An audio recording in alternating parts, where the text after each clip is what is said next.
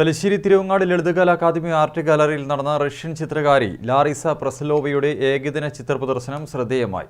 Russian ഫെസ്റ്റിവലിന്റെ ഭാഗമായാണ് പ്രദർശനമൊരുക്കിയത്.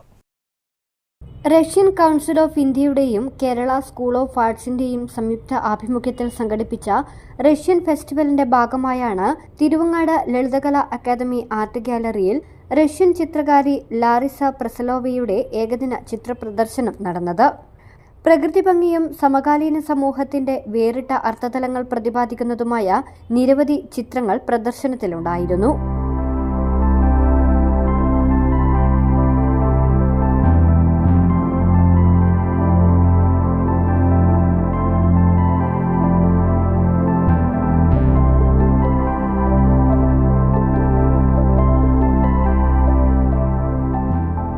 തലശ്ശേരി നഗരസഭ vice chairman MV Jayarajan Russian ഫെസ്റ്റിവലിന്റെയും ചിത്ര പ്രദർശനത്തിന്റെയും ഉദ്ഘാടനം നിർവഹിച്ചു.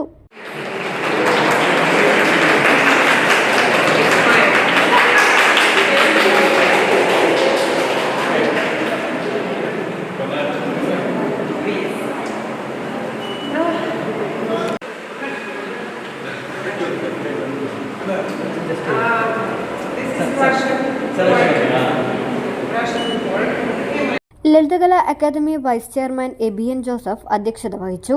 ഫെസ്റ്റിന്റെ ഭാഗമായുള്ള ഡിജിറ്റൽ ചിത്ര പ്രദർശനം റഷ്യൻ കൗൺസിലേറ്റർ രതീഷ് C. നായർ ഉദ്ഘാടനം ചെയ്തു.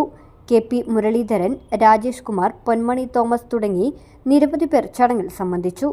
News bureau, Thalassery.